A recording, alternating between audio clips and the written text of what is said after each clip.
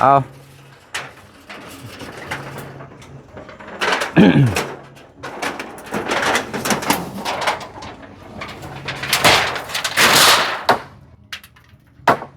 จับมั้มมือจับนะโอเคเอาตัวนี้ลงก่อนอึดด้วยชอนครับดอึดเอาอึดโอ้เดี๋ยวต้นสุดท้ายบัดนี้เนาะ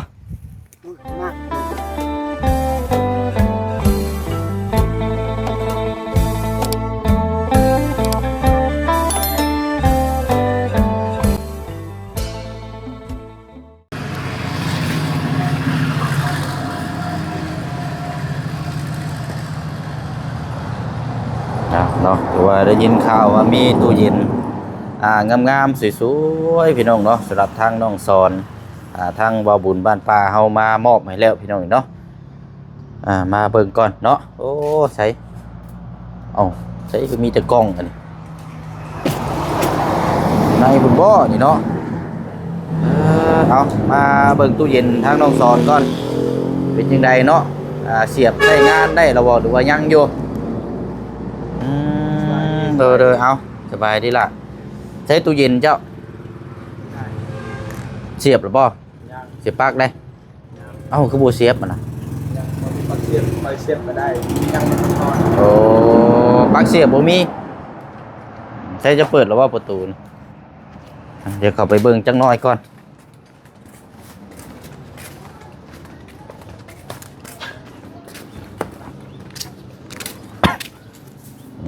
โอ้ใช้คือมันเทศนี่เอาปลั๊กเสียบนี่ได้สักคือโบใช้บ่ได้ป่ะได้แต่สบายพวกสมัยเข้ามาไหมพวกทีมงานเข้ามาอาจจะพาเสียบอยู่ใต้เรือนเตียงต้องเอาปลั๊กไพ่ในกระดานรถเสียบละมันจังนั้นโดยเสียบด้วยรถเลยมันอันนั้นแล้วนี่โอเคแล้วนี่เพราะว่าน้ำเอมันก็น่าจะโอเคแล้วเพราะว่ามามอบแต่เมื่อวานนี่เนาะมีแต่ว่าหาปลั๊กยังมาเสียบใส่ต้องใส่จับนี่ให้บ่เสียงเนี่ยจักหน่อยไปบางทีก่อนมาเบิ่งก่อนโอ้งามแท้นี่เนาะโอ้ขักดีนี่จำนี้แหละนี่ในครอบครัวแย่ลายกับบ่งามพอดีงามซำนี่พอดีคัก เนาะแต่ว่าต้องเสียบปลั๊กแล้วเนาะเสียบไปเลยแล้วเดี๋ยวทั้งคือมีแนวอย่างมาแช่ไว้เป็นน้ำเป็นหยังแล้วบ่เนาะน้ำบุมาได้แช่เอาเนาะแจ้งอยู่บ่แจ้งดอกเนาะเอาสบายดีพี่น้องเบิดสุขุสุคนเด้อพี่น้องเนาะพบเจอกันอีกคือเก่าคือเดิมเวะเข้ามาเบิ่งตู้เย็นงามๆของทางน้องสอนก่อนเนาะเดี๋ยวประมาณช่วงเที่ยงพอแล้วพี่น้องเดี๋ยวบ่เชิงสิซื้อน้ำมาแช่ไว้ในนี่เพราะว่ามีทางเมใจดีที่ซอยเคสทางอาเจืองที่กำลังจะต่อเติมตัวนี้แหละพี่น้องทางแม่เพิ่นบอกว่าให้ซื้อน้ำมาแช่ไว้ในนี่เพื่อทีมงานมาพอได้อยู่ได้กินว่าซั่นเนาะเดี๋ยวช่วงเที่ยงก่อนรอบเช้าบ่เสียงฟ้าวแน่พี่น้องเพราะว่าเดี๋ยวเฮาสิไปต่อกันเคสของทางอาเจืองไปเบิ่งกระตูบน้อยริมสระน้ำฮู้ว่าทางอาเจืองสิดำเนินการม่างหรือล่างเฮาใช้แล้วพี่น้องมื้อนี้ถ้าว่านั่นก็แม่นพร้อมต่อเติมปลูกสร้างอยู่นี่เลยมื้อนี้พี่น้องเนาะพอดีแล้วอันคันว่าน้องสอนว่างก็ให้ทางน้องเพิ่นไปนำเนาะไปเบิ่งนำกันเลยเนาะไปพี่น้องเดี๋ยวอันบัดมาแล้วจังมาเสียบก็ได้อันนี้เนาะตู้เย็นนะหาปลั๊กมันดีๆนะจังน้อยก็ได้เอาแล้วพี่น้องไปต่อกันอยู่กระตุกยืดบาทนี้ถือว่าเป็นอีกมื้อนี้มื้อถัดมาเนาะอันสิว่ากับมื้อวานนี่เฮาดื้อแล้วมันค่ำมืดแล้วพี่น้อยปอโธ่ทางเจืองดื้อมั่งออกซอยกันอีกแรงนึงเนาะทางน้องสอนใช่นะโอ้เบิ่งเด้อ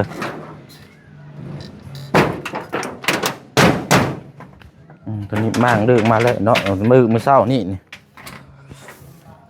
อันนี้จะเห็นมือเช้านี่สมบ่น้องนี่เอาเนาะขอเฮ็ดไปซะ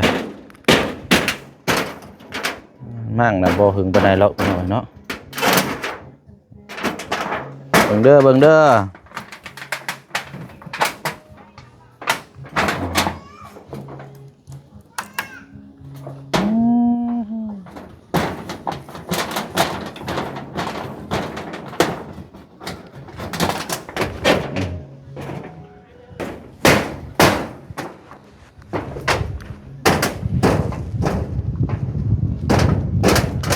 ว่าน้องสอนมาซอยอีกแรงหนึ่งพี่น้อยเนาะอาจจะนั่นนี่หรอก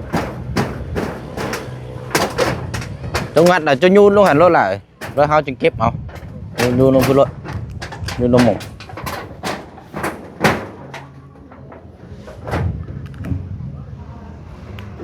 ยูนรถ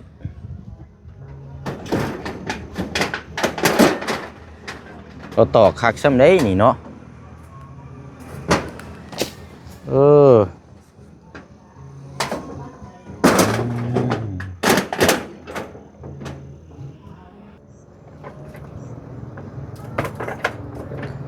บรรยากาศก็ครึ้มฟ้าครึ้มฝนคือเก่ามื้อนี้กันเนาะโอ้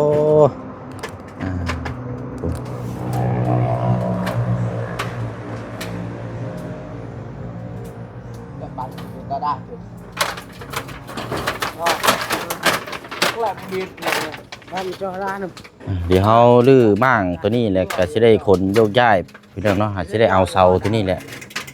เสา4อันตัวนี้คือเก่าแต่ว่าคมกว้างคมยาวนี่เฮาไปเบิ่งเนื้อที่อยู่พุ่นก้อนเนาะแต่ว่า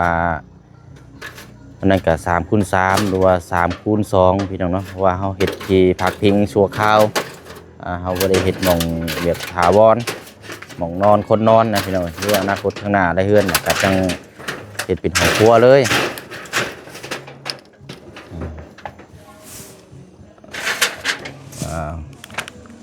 เฮ็ด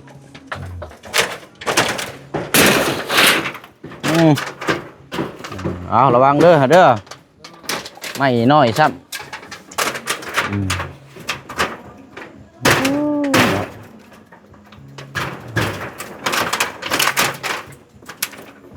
เอาตอกคักตอกแน่ซ้ำพี่น้องไว้ป้าเพื่อสิง่ายเพื่อสิงินเพื่อสิออกเบิดนี่บ่แม่นง่ายเอากันไปสิแล้วไม่ยากหรอกเนาะเขาตอกลื้อออกก็เดียวได้นี่ติดน้ำสังกะสีทางน้องเพิ่นดื้อออกไปอีกข้างนึงแล้วมือเข้านี่มือหนึ่งแล้วเอามื้อนี้จะได้เบิ่งน้ำกันพี่น้องเนาะจังไดก็ติดตามเบิ่งน้ำกันหลังจากเฮามือล่างตัวนี้แล้วก็มันสิได้คนเสาไปแล้วก็แม่นว่าผู้แลพี่น้อยเนาะไปวัดพร้อมตอกเลยบ่เสียงก็สิเบิ่งน้ำกันนี่แหละพี่น้อยทางน้องเพิ่นแล้วก็พังรักเขาหยังแล้วก็ตอกเอากว้างๆความยาววัดจะได้เอากลับเฮ็ดแล้วพี่น้องว่าวัดมันจะดีทักแน่เอา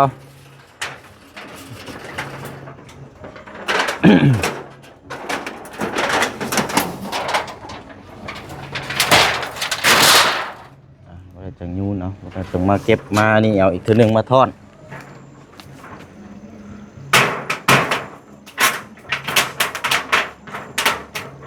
หน่อยซ้ำเนาะยังเยอะ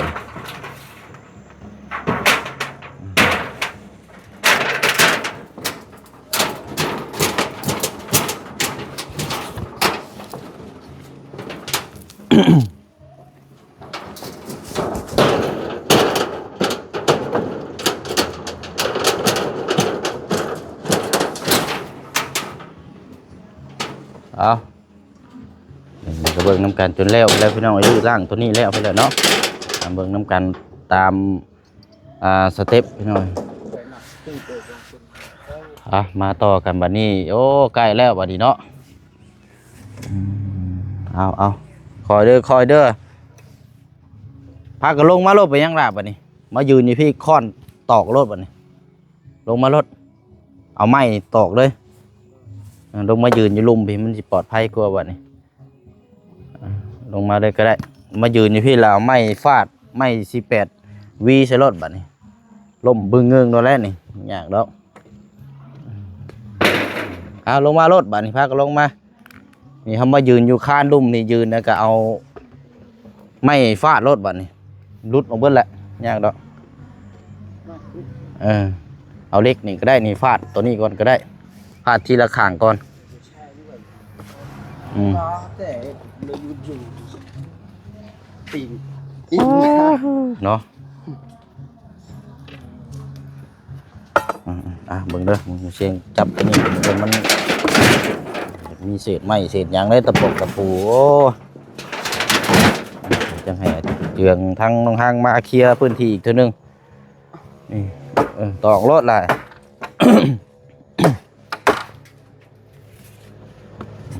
คอนก็ร้อนใช่ไหมคอนนี่กันคอนก็ร้อนได้ระวังได้ได้อยู่อ่ะเอาสีคึมมืดแน่เด้อพี่น้องเลยเนาะคึมฟ้าคึมฝนตอกลงแล้วล่ะทางนะเล็กแฉลงน้ำเจอมาวีรถ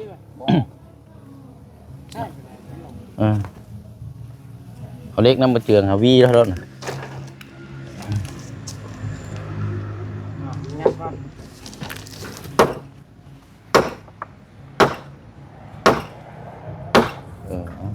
โอ้อะไรได้บ่นี่โอ้ฟังเด้อระวังเด้อจับมั้มมือจับน้ำโอเคเอาตัวนี้ลงก่อนบิดตัวนี้ออกก่อน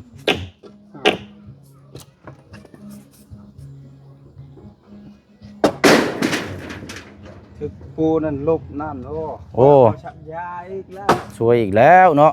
เจ็บอีกแล้วกว่าเขาชักยาเหยียบตะปูซ้ำโบชักยายังใครได้พอมีแหง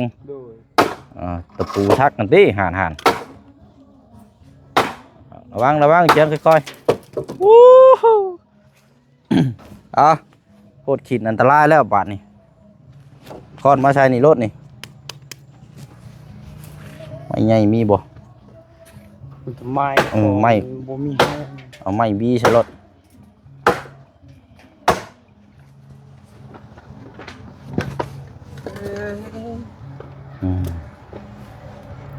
ตอกรถเนาะตอกแล้วจะโจมไปเดี้ยงมาพุทธ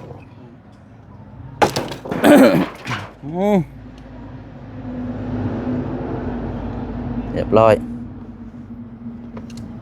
โจมเมาบัตรเจือเด้อเด้อคือเหลือแต่ดงคือเนาะเนาะเอาไปแบบนี้ก็ไปติดอยู่พุ่นนี่บ่เอาแล้วตัวนี้นี่จะยูนไปพุ่นก็รถเจืองเลยจับมันชาวเรานี่แหละยกไปพุ่นแล้วก็จังพากันไปเดี๋ยวจังมาลื้อเอาค่อยมาเก็บเอาตกเก็บตกเท่านึง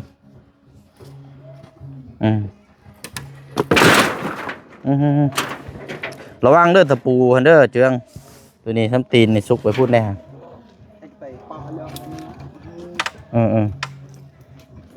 เอาซุกลงไปเลยแล้วจังมาเก็บเท่านึงไปบ่อนี่ตอกเลยเฮาบ่อนี่จะได้ดื้อเอาเสา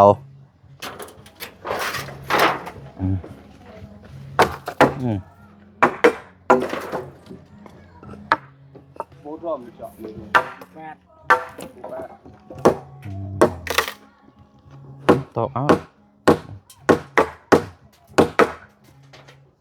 ฟาดมาเลย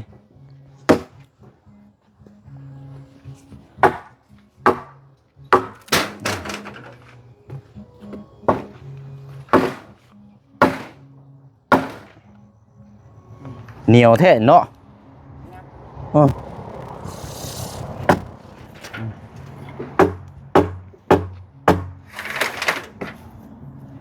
มีเป็นไม้แข็งแข็งแล้วตัวนี้18ปุ่นปู8ไปหรอกบ้านนี้เนาะใส่แห้งแล้วนะเวียดมันบ่ไปได้เสามูลน้ เชียบลุง จับเสาน้ำบ่ตอกบ่ได้บ่ล่ะตอกทางปลายมันปีทางหัวมันปีได้อืม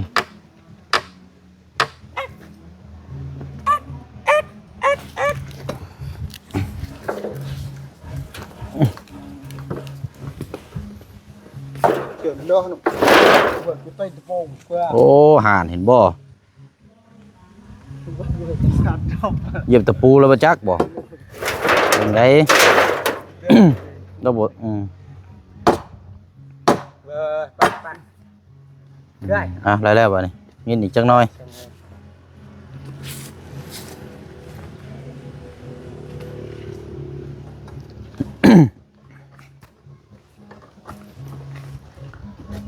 เขตนี้อย่าพาให้เด็กน้อยมามั่วสุมแถวนี้เด้อ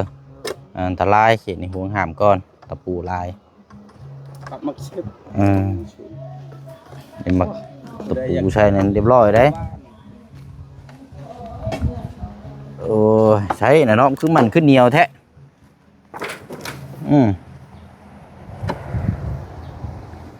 ห้ามเลย ใช้เกิบ มีได้เยอะแตกเลยตักคุบปัดเดียว เนาะเหนียวนี่ล้อนี่เนาะอ่ะถอนขึ้นเลยได้บ่โอ้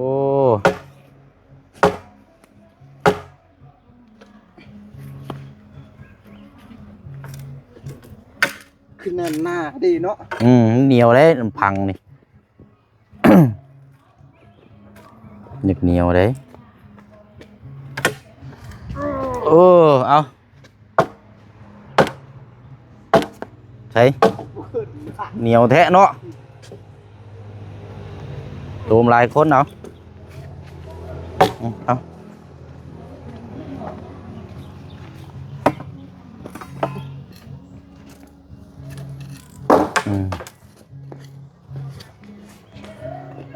เอาเสร็จแล้วบาดครับคนเสา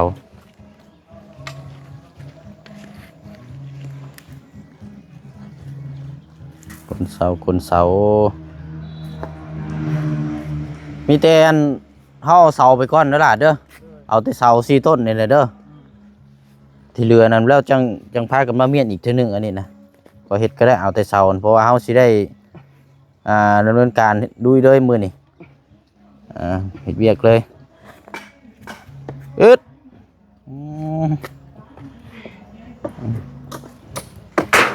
โอ้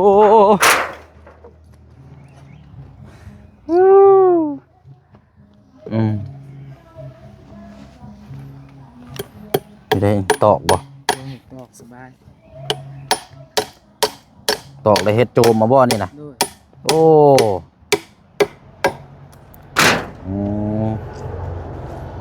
โอ้เดี๋ยวบ่ได้ได้คนเดียวนะมือก็ได้มั้งนี่จับนี่จับคนละส่วนนี่มีบาร์ม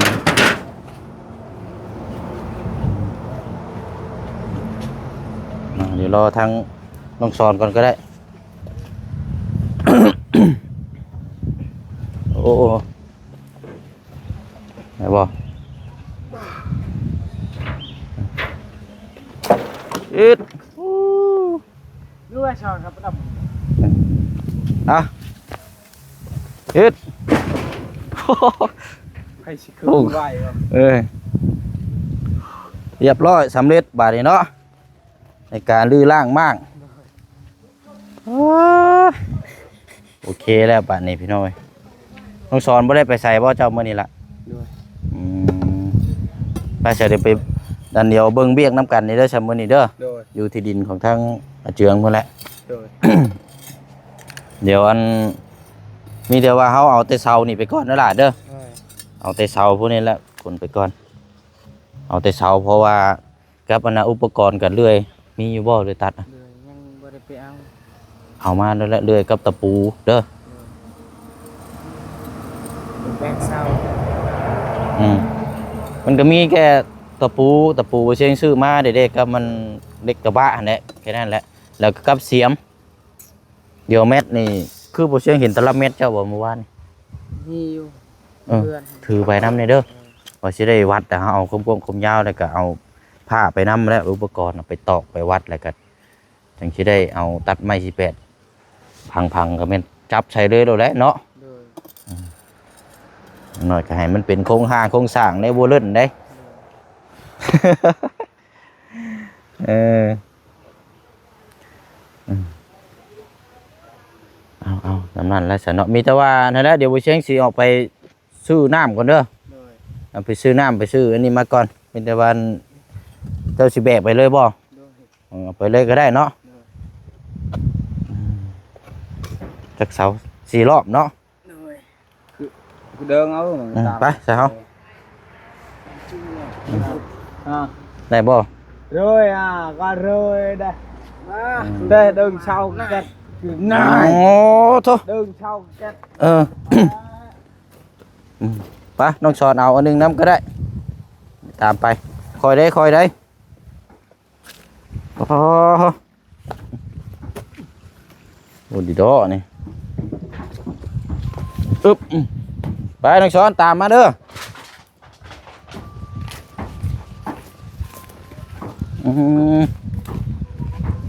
ไปละ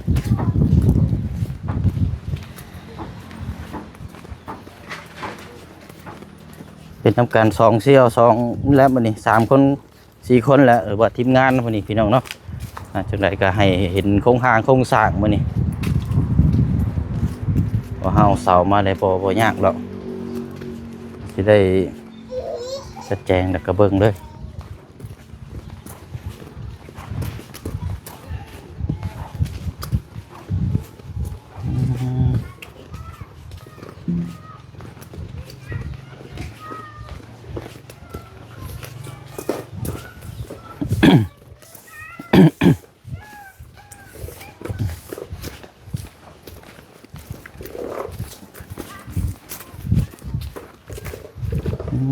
ยังผัดข้าวผัดน้ำอยู่นี่เนาะ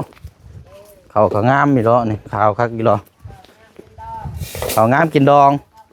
โอ้แม่นแล้วนี่เนาะเป็นสิผูกคอต่อแขนกินรองเนาะผัวใหม่เมียทิพย์พี่น้องเอ้ยหรือว่าผัวทิพย์เมียใหม่ นี่เจียงลงพรถละเอาหมองฮับปุกรถเอาหยุดเลยโอเคบาทนี่ไอ้ยี่เราได้เสามาเลยเนาะ โดย เดี๋ยวเอาตลับเม็ดมาแล้วก็เอามีดผ้ามาเด้อ โดย เอาพังลักแล้วเอาวัดเนาะเดี๋ยวอีกอัน3 ต้นเนาะ โดย ได้น้องสอนอันดามันแบกมาซอยอยู่พี่น้องเอาเดี๋ยวไปเชียงออกไปซื้อน้ำเดี๋ยวไปเชียงสิเข้ามาอีกเด้อ โดย แล้วก็กินแล้วบ่เข้าน้ำ กินแล้ว กินแล้วบ่ เอาเล็กลงก่อน นั่นแหละเอาสิได้ดึงไม้ตัวนี้ได้มาเฮ็ดเด้อบัดนี้เนาะไปเบิ่งน้ำกันนั่นแหละไปสฝากหน่อยเด้อเดี๋ยวอ้ายเข้ามาเด้อเบิ่งน้องสอนนำหน่อยเด้อ โดย โอเคสบายดีก็ล่ะ สบายดีเด้อ โดยไปเนาะเอาตามนั้นละพี่น้องเนาะเดี๋ยวจังมาต่อกันสิได้ดำเนินการปลูกสร้างเลยบัดนี้พี่น้องเนาะเพราะว่าเฮาได้ขนมาแล้วแหละเดี๋ยวไปเชียงออกไปซื้อน้ำก่อนเนาะแล้วก็ทางอาเจืองเนาะทางมีรางวัลอยู่เนาะจากทางแม่เจดีเพิ่นให้มามอบให้เนาะสำหรับทางอาเจืองแล้วก็ทางน้องสอนน้ำเนาะพี่น้องเนาะว่าเป็นรางวัลเป็นกำลังใจอีกหนึ่งเนาะอ๋อโจยังนี่เฮ็ดแล้วพี่น้องเอ้ยน้องสอนนี่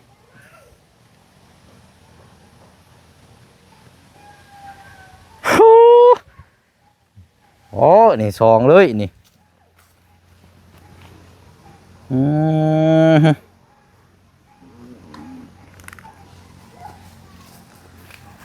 เอาเฮ็ดโอ้เหลือต้นสุดท้ายบัดนี้เนาะ มากมันเป็นแกน ไม่แกนเด้ เอาเดี๋ยวเจ้านั่งอยู่นี่ก่อนเด้อนั่งชะเมื่อยเดี๋ยวไปซื้อน้ำก่อนเด้อ โดย เดี๋ยวเข้ามาเนาะเดี๋ยวเรามาเบิ่งน้ำกันแล้วก็ โดย วัด สบาย อันนี้เลยเนาะ โดย โอเคพี่น้องเอ้ยให้น้องเพิ่นนำพันนี้ก่อนเดี๋ยวไปไปซื้อน้ำซื้อหยังมาก่อนเนาะไปพบเจอกันในคลิปหน้าบ๊ายบายเด้อพี่น้องเด้อเนาะมื้อนี้ก็อยากฟ้าวๆในจังน้อยเนาะพี่น้องเนาะติดตามแล้วก็เป็นกำลังใจให้เบิ่งน้ำกันเนาะพี่น้องเนาะ